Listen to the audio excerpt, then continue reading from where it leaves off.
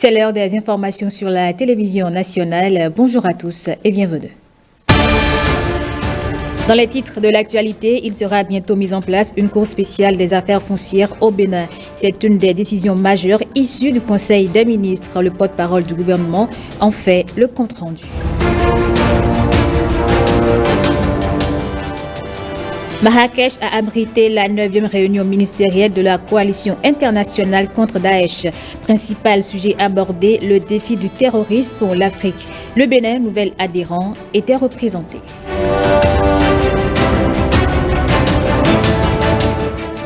Et puis les préparatifs du certificat d'études primaires vont bon train dans la Libourie.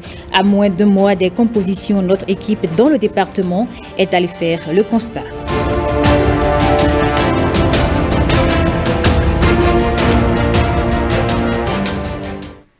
Un plaisir de vous retrouver. Bonjour à tous et bienvenue dans ce 13h.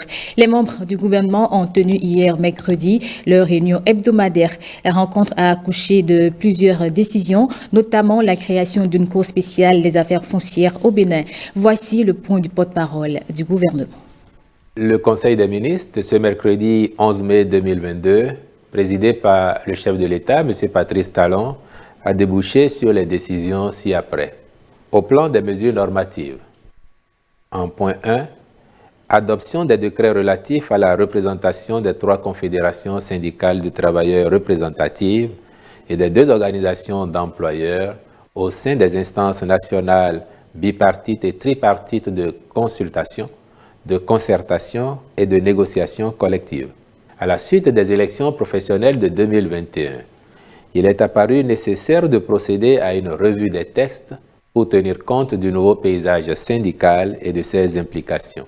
Au thème des travaux du comité mis en place à cet effet, des innovations majeures ont été apportées et concernent la répartition des sièges entre les 3 confédérations syndicales de travailleurs représentatives et les 2 organisations syndicales d'employeurs existantes, la durée de la représentation au sein des instances qui est désormais harmonisée et fixée à 5 ans. Aussi, le Conseil a-t-il adopté les divers actes réglementaires organisant les rapports entre l'administration et les organisations syndicales ou patronales concernées. Il s'agit des décrets portant organisation et fonctionnement de la Commission nationale de sécurité et de santé au travail, modification du décret numéro 2019-458 du 9 octobre 2019 relatif aux attributions, à l'organisation et au fonctionnement du comité consultatif paritaire de la fonction publique, modifiant et complétant celui numéro 2014-315 du 6 mai 2014 sur les modalités d'application de la loi numéro 2012-36 du 15 février 2013 portant création de la Commission béninoise des droits de l'homme, puis de celui fixant les modalités de répartition des sièges des représentants des travailleurs et des employeurs au sein du conseil d'administration de la Caisse nationale de sécurité sociale. Les ministres sectoriels accompliront les diligences nécessaires pour la prise en compte effective des droits de représentativité des organisations d'employeurs et de travailleurs en vue de la participation des confédérations syndicales représentatives aux activités des organes consultatifs de concertation et de négociation au niveau national de façon égale en fonction des sièges disponibles, l'application de la règle de proportionnalité après celle d'égalité, conformément aux résultats des élections professionnelles nationales, l'invitation des confédérations syndicales représentatives de travailleurs aux manifestations officielles organisées par le gouvernement ou des autorités administratives dans la limite des places disponibles. Mise en place de la commission chargée de l'élaboration du cadre juridique de la chefferie traditionnelle en République du Bénin. Au terme de l'article 151-1 de la Constitution, l'État reconnaît la chefferie traditionnelle gardienne des us et coutumes dans les conditions fixées par la loi. C'est donc pour engager le travail de définition préalable du concept, explorer toute la problématique qu'elle recouvre avant la saisine de l'Assemblée nationale pour le vote d'une loi organisant son régime juridique que la présente commission est instituée. composé de 15 personnalités ayant des connaissances et des compétences en histoire, géographie, socio-anthropologie, droit et sur le sujet proprement dit. Elle aura spécifiquement pour mission de rédiger l'avant-projet de loi portant composition, attribution, organisation et fonctionnement de la chefferie traditionnelle, élaborer des avant-projets de textes d'application de la loi. Les ministres concernés prendront les dispositions nécessaires en vue du bon fonctionnement de la commission pour l'accomplissement de sa mission. En point 3, transmission à l'Assemblée nationale pour examen et vote du projet de loi portant création de la Cour spéciale des affaires foncières. Malgré les innovations du Code foncier et domanial, notamment en matière de gestion du contentieux, force est de constater que la problématique de l'insécurité foncière demeure et représente un risque potentiel de trouble à l'ordre public autant qu'un frein à l'investissement public et privé. En effet, les lenteurs procédurales, la défiance des justiciables à l'égard des juges et les incertitudes des solutions jurisprudentielles sont autant de facteurs aggravant le phénomène et auxquels s'ajoute souvent la remise en cause de l'autorité des décisions de justice en la matière. Sont particulièrement concernés par cette situation préoccupante les communes de Porto Novo, Cotonou, Abomey-Calavi, Ouida, Toribosito, Alada et Semek-Podji. La création de cette cour, dotée du double degré de juridiction, s'inscrit dans le cadre de la poursuite de la dynamique de spécialisation de nos juridictions et de leur personnel. Son champ de compétences couvre en exclusivité les actions réelles immobilières ainsi que celles relatives à l'expropriation pour cause d'utilité publique. Elle sera, par ailleurs, en charge des procédures urgentes entrant dans son domaine de compétences, de même que des difficultés liées à l'exécution de ces décisions. Une fois la procédure législative achevée, il sera transféré à la dite cour dès son installation toutes les procédures foncières en instance dans les communes de son ressort, à l'exception de celles déjà en délibéré. 1.4. Actualisation des textes régissant l'agence de développement de Semek-City. La prise de ces actes réglementaires fait suite à l'analyse des dispositifs organisationnels et institutionnels actuels de l'agence. Celle-ci appelle en effet une actualisation ou une optimisation de l'organisation des formations et de la certification des diplômes des apprenants afin de permettre à la dite agence d'atteindre ses objectifs en tenant compte de sa nouvelle dimension. Les textes adoptés à cet effet par le Conseil sont le décret portant approbation des statuts de l'Agence de développement de Semek-City ainsi que celui fixant les conditions générales de création et de fonctionnement des établissements de l'enseignement supérieur sur le site de l'agence, puis le décret portant création, organisation et fonctionnement du Conseil présidentiel de pilotage du projet Semek-City. Le ministre de l'Enseignement supérieur et de la Recherche scientifique veillera à leur application diligente.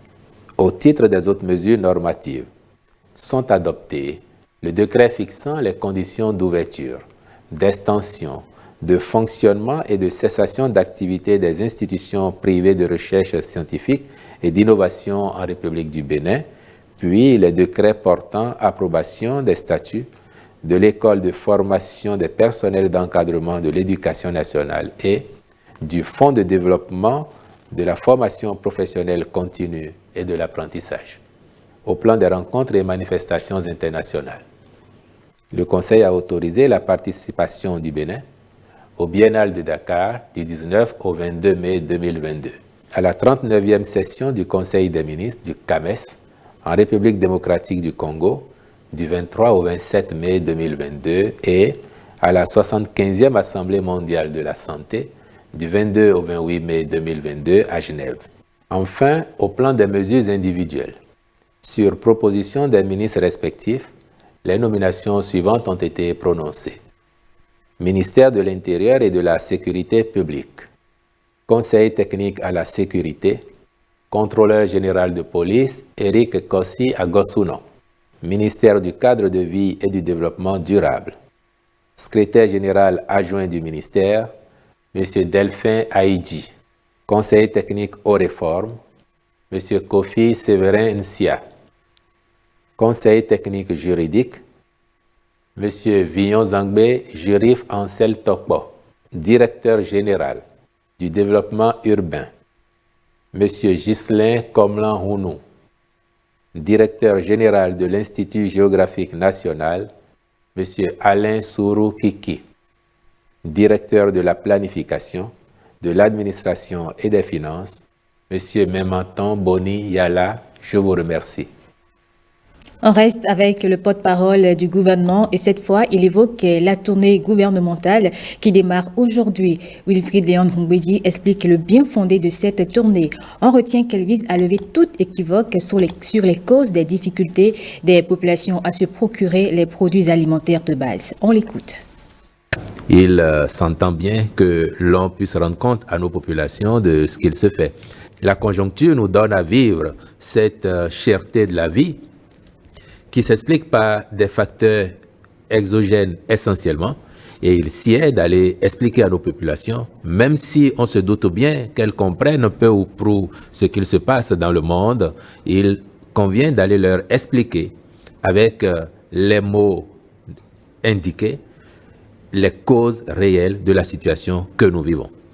Cela est d'autant plus utile qu'à un moment donné, et cela ne vous aura pas échappé, M. Amega, vous savez que certains d'entre nous ont pu faire croire aux populations que c'est une certaine politique fiscale du gouvernement qui expliquerait la situation qui prévaut aujourd'hui ici. Mais la population béninoise, comme celle d'ailleurs, observe aujourd'hui que c'est une situation mondiale. Le chef de l'État et le gouvernement ont veillé à ce que l'impact financier de cette tournée soit le plus modique possible. Il n'y a pas d'excès, si on veut être honnête. Grandeur nature, c'est la première fois en 6 ans que le gouvernement du président Patrice Talon se déploie ainsi sur le terrain. Rassurez-vous, à cette séance-là, il ne s'agit pas pour le gouvernement d'aller s'expliquer et partir. Les gens vont poser des questions, ils vont réagir et on va apporter des clarifications. Le porte-parole a certainement des réponses pour des préoccupations et surtout celle de l'internaute qui dit est-ce qu'après cette tenue du gouvernement, l'huile d'arachide va revenir à 600 francs? Est-ce qu'au sortir de ces séances de sensibilisation, l'huile va coûter moins cher? Est-ce que les pâtes ou le riz vont coûter moins cher? Ce que je peux lui dire avec certitude, c'est qu'au sortir de cette séance, et tant que le besoin se fait sentir, les mesures d'accompagnement du gouvernement seront d'actualité. Et s'il faut aller plus loin demain, en termes de mesures, le gouvernement n'en ferait pas l'économie. Et avant même le démarrage de la tournée gouvernementale, la ministre des Affaires sociales et de la microfinance a pris les devants. Véronique Toinfone a rencontré une fédération de groupements de femmes connue sous le nom de Zondiez Enfants des femmes amazones du Bénin. Elle les a entretenues sur les réelles causes de la cherté de la vie au Bénin. Suivez ici la ministre Véronique Toinfone au micro de Roland Tchanka. Nous sommes venus rencontrer les femmes de l'association Zondiez Enfants, les femmes amazones du Bénin, qui se sont constituées ici à Boyikon. Elles sont très nombreuses. Nous sommes venus leur parler principalement des microcrédits à l'AFIA, des avancées qu'il y a et surtout de l'esprit qu'il y a derrière, c'est-à-dire tous les efforts que le gouvernement met en œuvre pour pouvoir leur faciliter des conditions, pour pouvoir leur faciliter des bénéfices et leur faciliter ce qu'on appelle vous appelez le hautement social. Nous sommes aussi venus leur parler de la cherté de la vie, parce que nous sommes conscients qu'il peut y avoir, il y a des difficultés. Il y a des difficultés jusqu'ici à Boyikon. Et expliquer en quelque sorte les raisons, parce que ce n'est pas des conditions qui sont uniquement concentrées sur le Bénin, mais c'est bien d'une crise mondiale qu'il s'agit. Et il y a des pays africains autour de nous où c'est pire. Et cette crise, elle a ses fondements, d'abord par rapport aux 2 années de la pandémie que nous avons traversée. Et nous pouvons aujourd'hui quand même nous féliciter d'avoir pris les bonnes décisions quand il le fallait, sous le leadership du président Patrice Talon.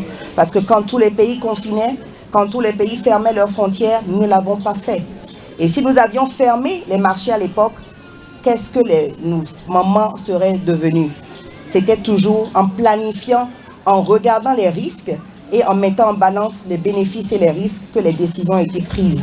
Mais cela n'empêche, malgré toutes les mesures de riposte, toutes les mesures d'atténuation, et il y en a eu en termes de transfert d'argent aux artisans, si vous vous en souvenez bien, mais malgré cela, il y a quand même un impact, et cet impact est venu maintenant encore se compliquer avec le début du conflit armé en Ukraine. C'est de ces pays-là que nous viennent beaucoup de nos produits. Nous avons parlé avec les femmes tout à l'heure du pain. Nous ne produisons pas du blé dans notre pays, pourtant nous en avons besoin pour faire le pain, bien qu'il y ait d'autres formules pour faire du pain. Le gaz, c'est pareil, le gasoil, etc. Il y a beaucoup. Et ces difficultés-là ne sont pas restreintes au Bénin. Mais le gouvernement y travaille depuis déjà des mois, depuis donc Covid. Et c'est pour ça qu'au départ, le ressenti n'a pas été aussi fort. Mais nous allons poursuivre les efforts, nous y travaillons chaque jour. Et c'est cette confiance que je suis venue donc leur donner et leur donner l'assurance que nous sommes à leur côté. On met à présent le cap sur Marrakech. Cette ville du Maroc a abrité la 9e réunion ministérielle de la coalition internationale contre Daesh. Principal sujet abordé, le défi du terrorisme pour l'Afrique. Pour cette édition, plus de 80 pays et organisations internationales ont répondu présents, dont un nouveau membre, le Bénin. Jérôme Humbo, notre envoyé spécial, nous donne les précisions. C'est une première rencontre de la coalition anti-Daesh en Afrique qui se tient ici à Marrakech. Le secrétaire d'État américain Anthony Blinken, co-organisateur de la rencontre ministérielle empêchée car testé positif au coronavirus aux dernières nouvelles, s'est fait représenter par la sous-secrétaire aux affaires politiques Victoria Nuland. Le ministre marocain Nasser Bourita des Affaires étrangères accueille tour à tour ses hôtes et dans son discours, il a remercié le Bénin, 85e pays à adhérer à cette coalition mondiale anti-Daesh pour venir à bout de l'insécurité grandissante du fait des attaques terroristes. L'orientation de cette conférence en Afrique se justifie par le fait que 41% des attaques terroristes dans le monde s'opèrent sur le continent, avec un fort taux dans l'Afrique de l'Ouest et le Sahel. Aujourd'hui, une trentaine de groupes terroristes sont basés en Afrique, faussement enregistrés comme des groupes séparatistes. D'où l'urgence, dira Nasser Bourita, de resserrer les coudes, converger les efforts pour barrer la voie à ce phénomène. Pour sa part, la sous-secrétaire Victoria Nuland a réitéré l'engagement de son pays, les États-Unis d'Amérique, à apporter plus de soutien financier et logistique pour appuyer les initiatives anti-Daesh sur le continent. Une conférence de presse a mis un terme à cette rencontre ministérielle de la coalition mondiale anti-Daesh.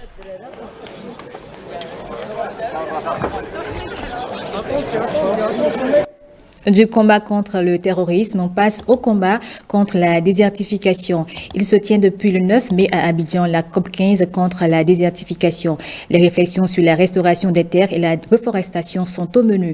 Ici également, le Bénin est représenté. Le ministre Tonato du Cadre de Vie et du Développement durable a partagé quelques points forts des activités de restauration menées. Il est ici au micro de notre envoyé spécial, William Tchouki. Nous avons un plan d'action pour la gestion durable des terres, qui est en œuvre depuis bientôt 3 ans maintenant. Nous avons plusieurs projets. Je peux parler du ProSol, je peux parler du projet forêt classée, je peux parler du projet de reboisement intensif. Tous ces programmes ont en leur sein des objectifs en termes de pourcentage, en termes de surface de terre à restaurer, de terre à réparer et surtout à reboiser. Quand j'ai écouté l'initiative d'Abidjan, j'ai eu l'impression que nous étions convergents sur plusieurs points, notamment la façon d'aborder globalement la question de la désertification et de la dégradation des terres, et surtout la façon de combiner les actions liées à la reforestation et surtout à la conduite d'une agriculture plus responsable qui promeut vraiment la prise en compte des chaînes de valeur de la production agricole et de la gestion durable de l'environnement. Globalement, je ne pourrais pas vous dire en détail, en termes de superficie, en termes de pourcentage. Je sais que nous avons plusieurs actions en cours qui sont des actions intégrées, voire des actions totalement convergentes. Vous avez vous savez très bien que par rapport à l'eau, nous avons ramené nos objectifs, notre échéance de 2030 à 2021. On ne les a pas atteints, mais on continue de travailler là-dessus pour pouvoir les atteindre en 2023. Par rapport aux terres, nous travaillons et nous estimons qu'avant 2030, la neutralité de la dégradation des terres, le Bénin, qui est l'objectif final du plan d'action, nous pourrions effectivement les atteindre. Retour au Bénin pour s'enquérir des préparatifs du certificat d'études primaires. Dans le département de l'Alibori, il se déroule plutôt bien à moins de mois des compositions proprement dites. Voici le constat de Gédéon Vegba et Michael Nouati. Nous avons fini le programme. Il faut rôder les enfants à travers les examens blancs. Cette année, exceptionnellement, nous allons faire un seul examen blanc. Actuellement, nos enfants dans les classes, dans le complexe scolaire Gansoso, les enfants sont en train de faire un petit test pour se préparer pour cet examen blanc qui s'annonce pour le 16 mai prochain. Donc nous sommes à pied d'œuvre actuellement pour la mise à niveau des enfants pour pouvoir affronter les examens qui s'annoncent. Nous sommes en train de faire la visite des centres d'examen. Donc il faut visiter les centres d'examen pour voir les problèmes qu'il y a et les dispositions à prendre pour vite corriger les choses, les insuffisances. Cette année, pour cette session 2022, nous avons 11 048 candidats dans le département, donc les deux sexes confondus, qui vont composer dans 35 centres. Par rapport aux dispositions pratiques, le matériel lourd est déjà disponible. La DEC a déjà convoyé le matériel lourd et c'est déjà dans le département. Le matériel sensible n'est pas encore là. Là, c'est, disons, à quelques jours, compte tenu effectivement de la sensibilité, on attend quelques jours avant que ce matériel-là ne soit à notre disposition. Dans le reste de l'actualité, désormais, les rois et têtes couronnées ne doivent plus assister aux réunions politiques. Ainsi en a décidé le Haut Conseil des rois du Bénin. Raison évoquée, la participation des rois aux réunions politiques pourrait compromettre leur rôle de chef traditionnel. Roland Tchonka et Kanel Kakbo ont tendu leur micro aux citoyens d'Abomey pour recueillir leurs avis. Je trouve que c'est une décision tout à fait juste et réfléchie. Parce que c'est à travers les regroupements politiques que nous avons connu la prolifération des couronnements. Donc je trouve qu'il est normal qu'on leur demande en tant que responsable moral, si effectivement ils sont responsables de se mettre au-dessus de la mêlée. Si c'est comme ça, c'est bon. Sinon, on mélange tout.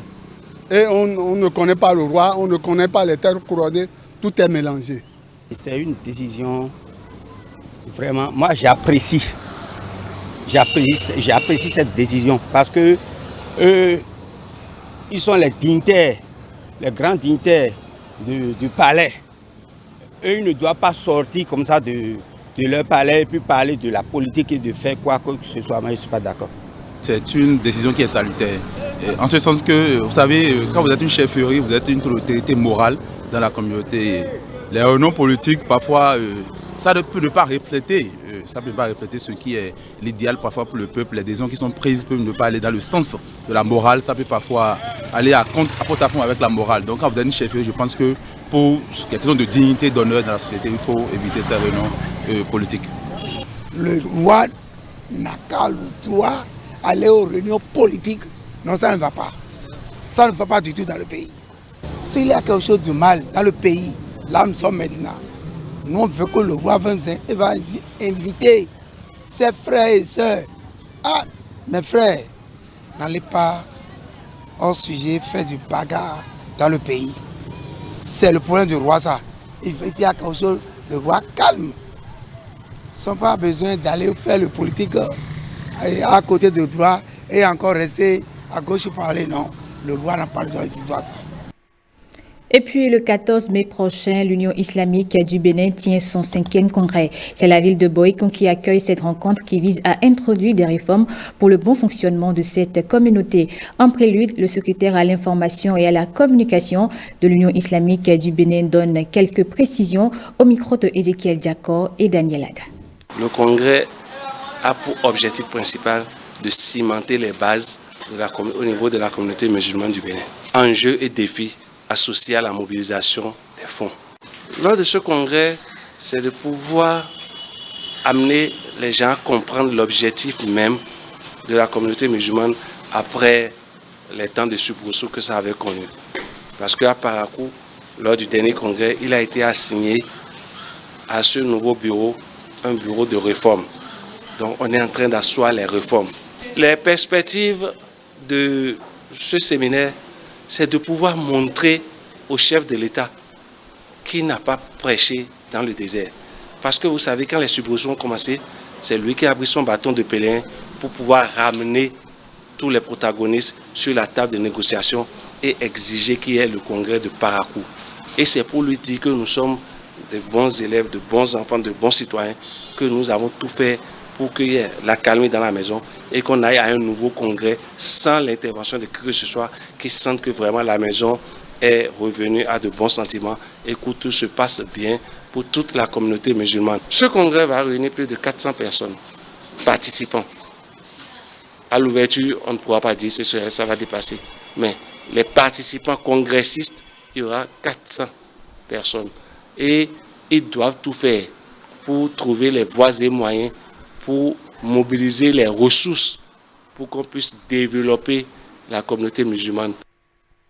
Je l'évoquais en début de journal, Zondiez Enfants des femmes amazones du Bénin. C'est cette fédération de groupements de femmes qui lutte pour le bien-être des femmes. Elle a officiellement pris corps à Boïkon. Plusieurs personnalités politiques et administratives, des notables étaient couronnées. On prit part à la cérémonie. Roland Tchankia et Kandel Kapo. Elles sont venues par centaines de Boïkon, de Didja et environ, des femmes issues de toutes les catégories socio-professionnelles. Leur mobilisation massive et spontanée est mue par leur volonté de se mettre ensemble pour mieux se faire entendre afin d'impacter leur quotidien et celui de leur communauté. L'association Zondiez Enfants des femmes amazones du Bénin est née d'une réflexion commune entre plusieurs femmes engagées dans les causes associatives et l'épanouissement de la gente féminine. À travers l'association Zondiez Enfants des femmes amazones du Bénin, nous voulons constituer une armée de femmes amazones qui apportera sa modeste contribution à l'épanouissement des femmes, surtout béninoises, dans tous les domaines. Mon acceptation du rôle symbolique de président d'honneur est fondée sur le fait que la femme est le sel et elle est indispensable pour la construction d'une nation. Mon soutien à la volonté politique nationale affichée par le gouvernement du Bénin, concrétisée par le vote de la loi portant code électoral en République du Bénin, qui permettra l'amélioration de la représentativité des femmes au sein de l'Assemblée nationale du Bénin. Le gouvernement œuvre pour la protection de la femme et pour l'amélioration de ses conditions de vie. Près d'1 milliard décaissés au profit de la commune de Boïkon en termes de microcrédit et environ 20 000 personnes sorties de la précarité. Taire les mauvaises langues et mettre tout le monde au même niveau d'information sur la crise alimentaire qui secoue le monde. C'est l'exercice auquel s'est prêtée la ministre des Affaires sociales et de la microfinance. Dans la langue du terroir, Véronique Toinfodé a présenté aux femmes les mesures que l'État met en place pour atténuer les effets de la Covid-19 et de la guerre en Ukraine. À noter qu'avant la cérémonie de lancement officielle, les femmes de l'association Zondiez Enfants étaient à la paroisse Saint-François d'Assise de Boïkon pour une messe de consécration.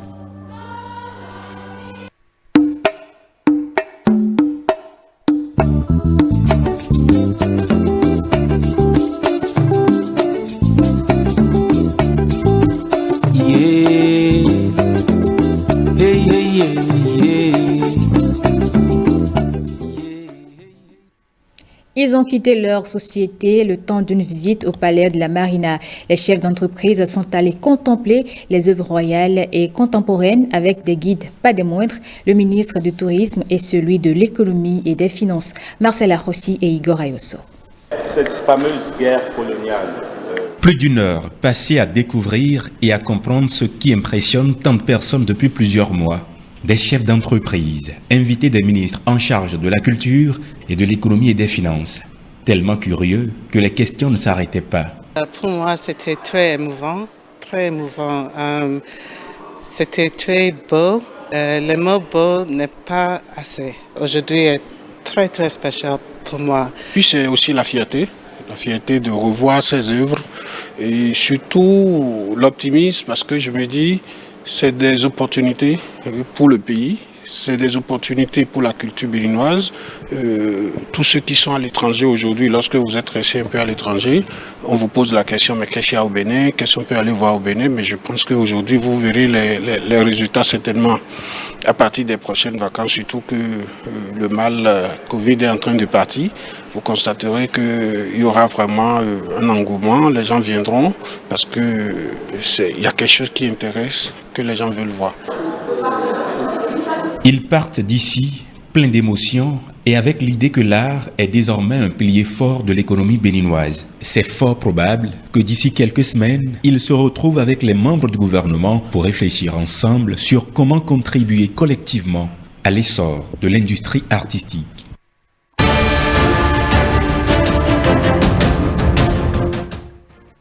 Dans l'actualité, au-delà des frontières, l'Allemagne veut augmenter ses effectifs militaires au Mali. Au Sénégal, les deux coalitions de l'opposition se sont mis d'accord pour une cohabitation parlementaire avec le parti au pouvoir. Mais avant tout cela, la frontière Togo-Burkina était encore le théâtre d'une attaque terroriste. Ola Rodrigue Babaguito pour la compilation. Les autorités togolaises le confirment. Dans la nuit du mardi 10 au mercredi 11 mai, des hommes armés s'en sont pris au poste de sécurité de Pinkankandi dans le canton de Kandjouaré à la frontière avec le Burkina Faso. Le bilan fait état de 8 morts et 10 blessés chez les forces de défense et de sécurité. Certaines sources évoquent une soixantaine d'hommes armés qui s'en sont pris directement au poste de sécurité frontalier. Le bilan pourrait s'alourdir. C'est la deuxième attaque terroriste que subit la région en 6 mois. La première, dans la localité de San-Luanga, début novembre, avait été repoussée. Il aura fallu des semaines de négociations pour y arriver. Les deux coalitions de l'opposition les plus importantes du Sénégal ont conclu un accord pour les législatives du 31 juillet prochain.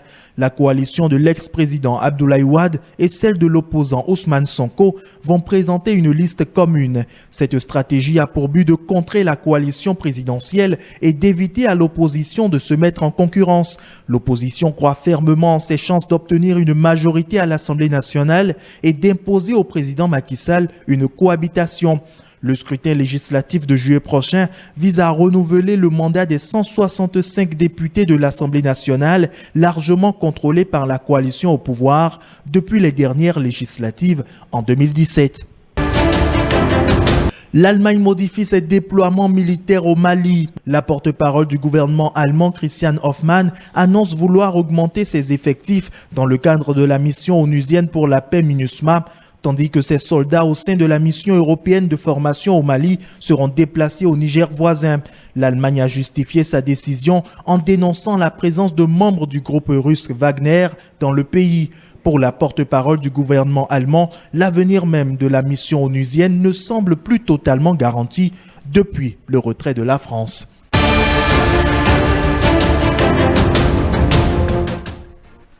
Et voilà qui met un terme à cette édition du journal. Merci à vous de l'avoir suivi.